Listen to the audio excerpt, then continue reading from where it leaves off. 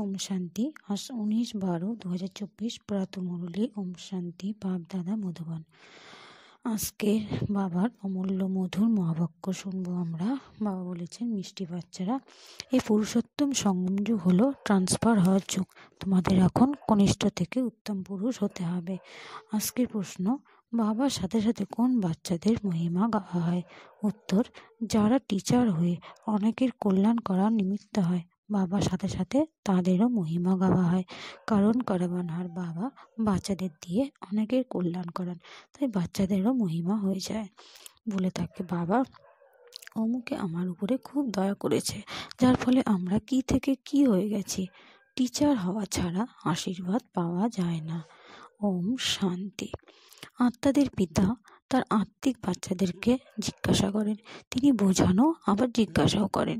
বাবাকে এখন বাচ্চারা জেনেছে, যদিও কেউ কেউ সর্বব্যাপী বলে, কিন্তু তার পূর্বে তো বাবাকে জানতে হবে, তাই না? বাবাকে চিনে তারপর বলতে হবে যে বাবার নিবাসস্থান কোথায়। বাবাকে জানেই না তো তার নিবাসস্থান কিভাবে জানবে? বলে দেয়, তিনি তো নাম রূপের থেকে পৃথক, অর্থাৎ তিনিই নেই। তাহলে যে নেই তার থাকার জায়গা সম্বন্ধে কিভাবে চিন্তা করা যেতে পারে? বাচ্চারা, এই কথা তোমরা এখনই জানো। বাবা তো প্রথমে নিজের পরিচয় দিয়েছেন, তারপর তার থাকার স্থান সম্বন্ধে বুঝিয়েছেন। বাবা বলেন, আমি তোমাদের এই রথের সাহায্যে পরিচয় দিতে এসেছি। আমি তোমাদের সকলেরই পিতা, যাকে পরম পিতা বলা হয়। আত্মাকে কেউই জানে না। বাবার নাম, রূপ, দেশ, কাল যদি না থাকে, তাহলে বাচ্চারা কোথা থেকে আসবে? বাবাই যদি নাম রূপের থেকে পৃথক থাকেন, তাহলে বাচ্চারা কোথা থেকে আসবে? বাচ্চারা যখন আছে তখন অবশ্যই বাবাও আছেন। তাই একথা সিদ্ধ প্রমাণিত হয় যে তিনি নাম রূপ থেকে পৃথক নন। বাচ্চাদেরও নাম রূপ আছে, সে যতই সূক্ষ্ম হোক না কেন। আকাশ সূক্ষ্ম হলেও তার নাম তো আকাশ, তাই না? যেমনই মহাশূন্য সূক্ষ্ম, তেমনি বাবাও খুবই সূক্ষ্ম। বাচ্চারা বর্ণনা করে, এ এক ওয়ান্ডারফুল তারা, যিনি এনার মধ্যে প্রবেশ করেন, যাকে আত্মা বলা হয়। বাবা তো থাকেন পরমধামে, সে হলো তার থাকার স্থান। উপরে তো দৃষ্টি যায় না, দৃষ্টি যায় তাই না? আঙ্গুল দিয়ে উপরে ইশারা করে মানুষ স্মরণ করে, তাহলে যাকে স্মরণ করে সে নিশ্চয়ই কোনো বস্তু নয়। পরমপিতা পরমাত্মা তো বলা হয়, তাই না? তাও নাম রূপ থেকে পৃথক বলা, একে অজ্ঞানতা বলা হবে। বাবাকে জানা, একে জ্ঞান বলা হয়। তোমরা এও বুঝতে পারো যে আমরা পূর্বে অজ্ঞানী ছিলাম, বাবাকেও জানতাম না আর নিজেদেরও জানতাম না। এখন তোমরা বুঝতে পারো আমরা আত্মা, শরীর নই। আত্মাকে অবিনাশী বলা হয়, তাহলে অবশ্যই কোনো জিনিস, তাই না? অবিনাশী কোনো নাম নয়। অবিনাশী অর্থাৎ যে বিনাশ হয় না, তাহলে অবশ্যই কোনো বস্তু। বাচ্চাদের খুব ভালোভাবে বোঝানো হয়েছে।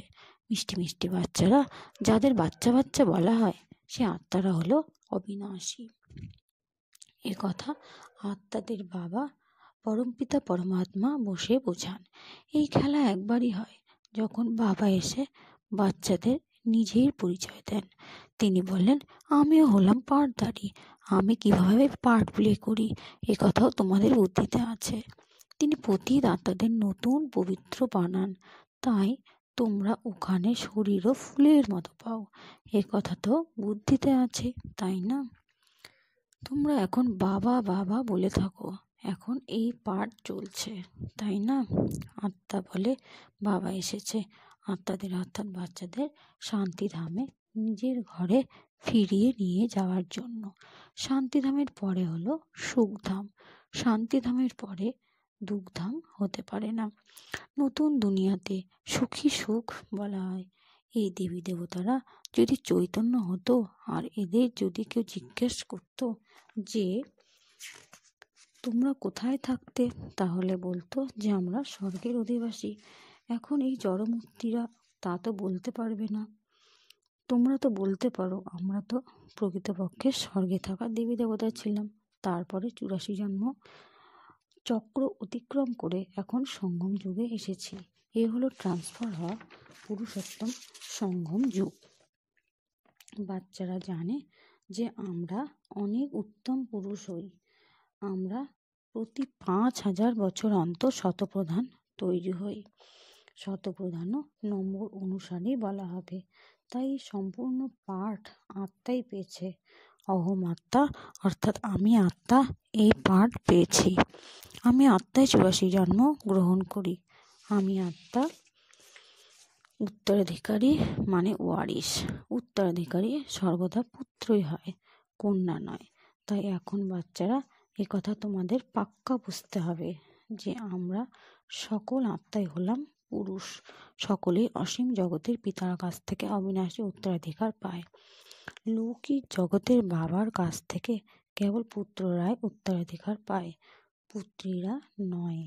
এমনও নয় যে আত্মা সর্বদাই ফিমেল হয়।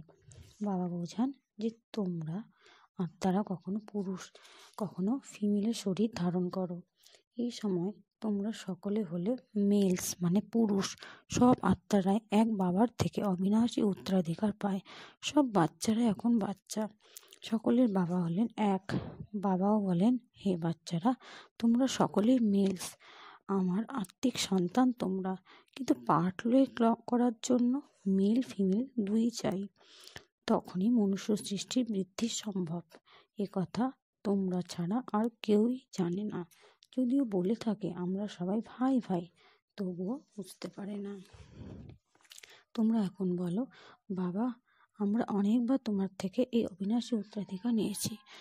কথা আত্মার পাক্কা হয়ে যায়। আত্মা অবশ্যই তার বাবাকে স্মরণ করে, ও বাবা দয়া করো, বাবা এখন তুমি এসো, আমরা সকলে তোমার সন্তান হব।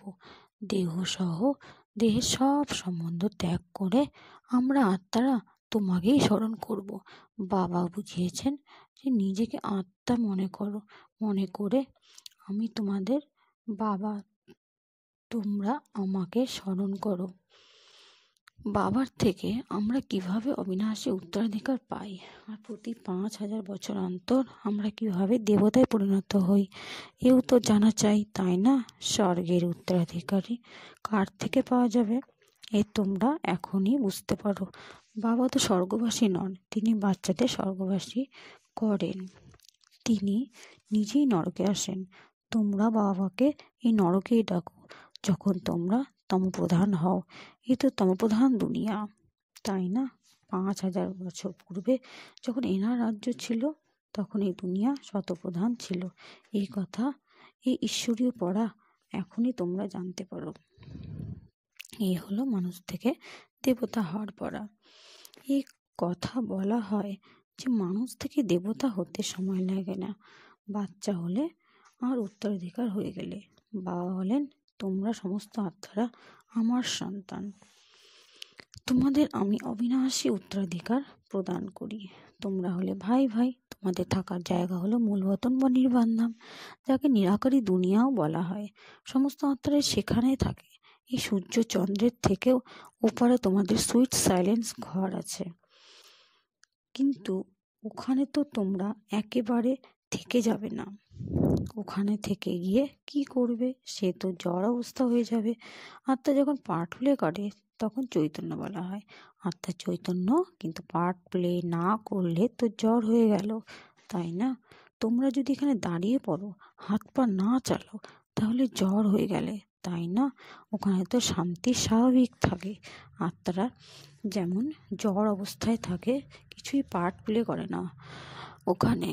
শোভা তো পার্ট প্লে করাতেই, তাই না? শান্তিধামে কি শোভা হবে? আত্মার সুখ দুঃখের আভাসের ঊর্ধ্বে থাকে।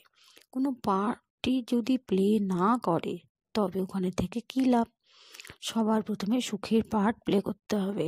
প্রত্যেকেই প্রথমে পার্ট পেয়ে যাবে অ্যাক্ট করবার জন্য। কেউ বলে আমার তো মোক্ষ চাই, জলের বুদবুদে মিশে গেলাম, যেন আত্মা নেই। কোনো পাঠ না করলে তো জ্বর বলা হবে। চৈতন্য হওয়া সত্ত্বেও যদি জ্বর হয়ে পড়ে থাকে তাহলে কি লাভ? সবাইকেই তো পার্ট প্লে করতেই হবে। মুখ্য পার্ট হিরো হিরোইনেরই বলা হয়ে থাকে। বাচ্চারা, তোমরা হিরো হিরোইনের টাইটেল পেয়ে থাকো। আত্মা এখানে পার্ট প্লে করে। প্রথমে সুখের রাজ্যে পার্ট প্লে করে, পরে রাবণের দুঃখের রাজ্যে যায়। বাবা এখন বলেন, বাচ্চারা, তোমরা সবাইকে এই বার্তা পয়গাম দাও। টিচার হয়ে অন্যদেরও বোঝাও। যারা টিচার হয় না তাদের পথ কম হবে। টিচার হওয়া ছাড়া কার আশীর্বাদ কিভাবে পাবে?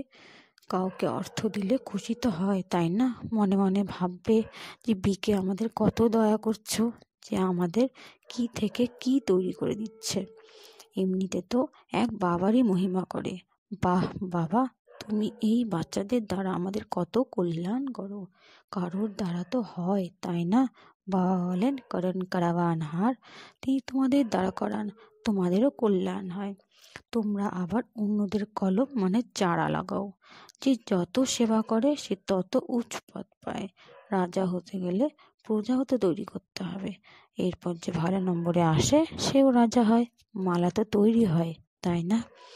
নিজেকে প্রশ্ন করা উচিত, আমরা মালায় কত নম্বরে আসব? 9 রত্ন তো মুখ্য, তাই না?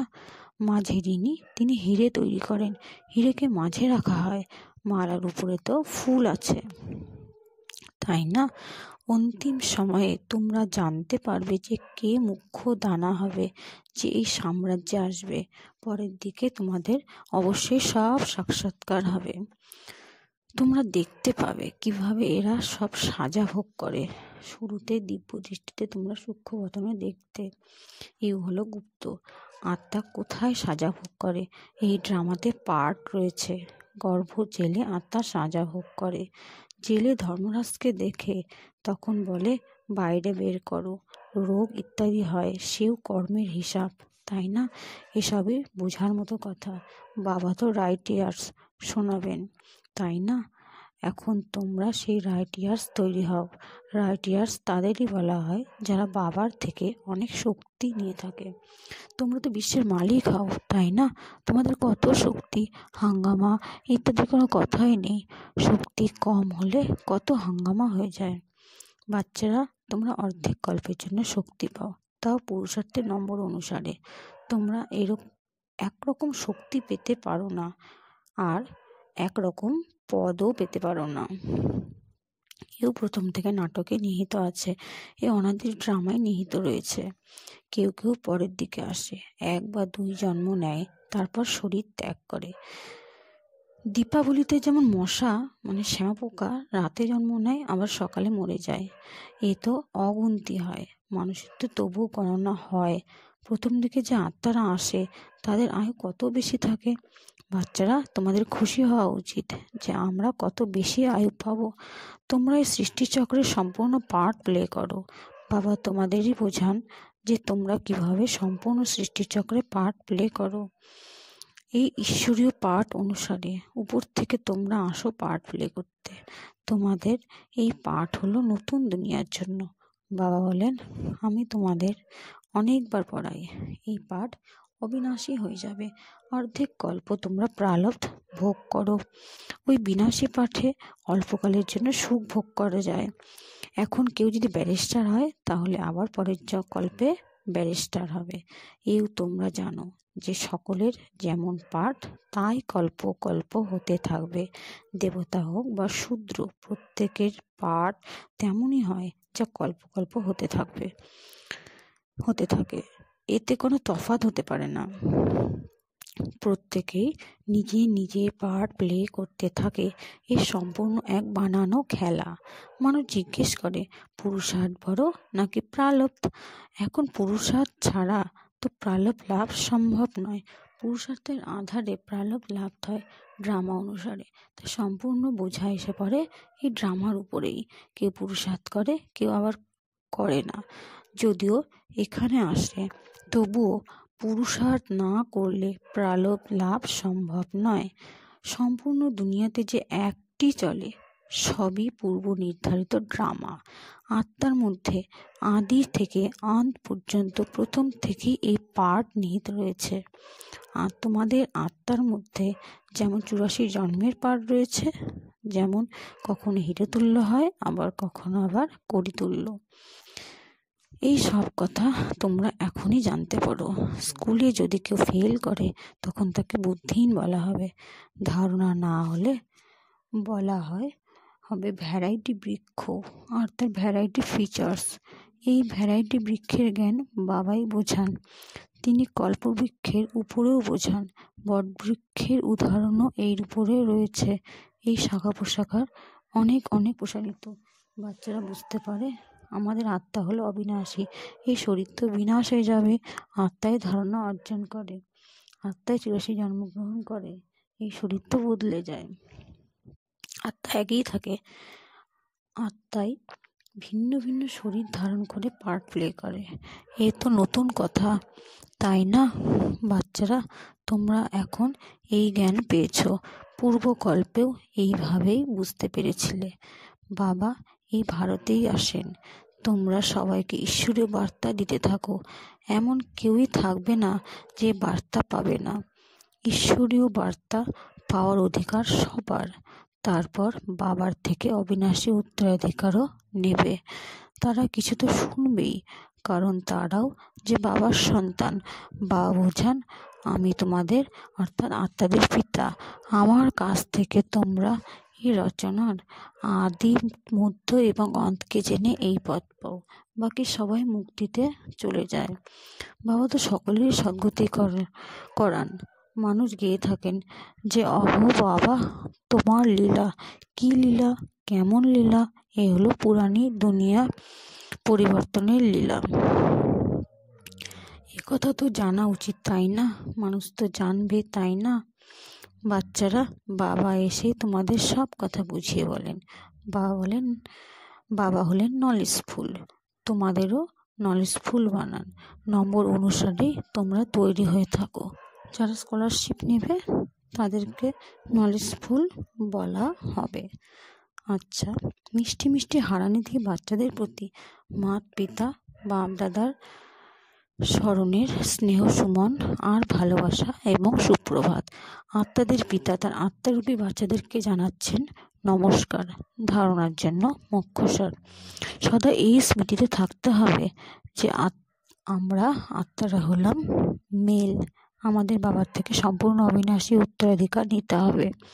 মানুষ থেকে দেবতা হওয়ার পাঠ পড়তে হবে এবং পড়াতে হবে। 2 নম্বর পয়েন্ট, সম্পূর্ণ দুনিয়ায় যা কিছু এক চলছে সে সবই হলো পূর্বরচিত ড্রামা। এতে পুরুষার্থ আর প্রারব্ধ দুই নির্ধারিত রয়েছে। পুরুষার্থ ছাড়া প্রারব্ধ লাভ সম্ভব নয়, এই কথা খুব ভালোভাবে বুঝতে হবে। আজকের বরদান, যে কোনো সেবা সত্যিকারের মন দিয়ে বা একাগ্রতার মানে লগন সাথে করে সত্যিকারের আধ্যাত্মিক সেবাধারী ভব।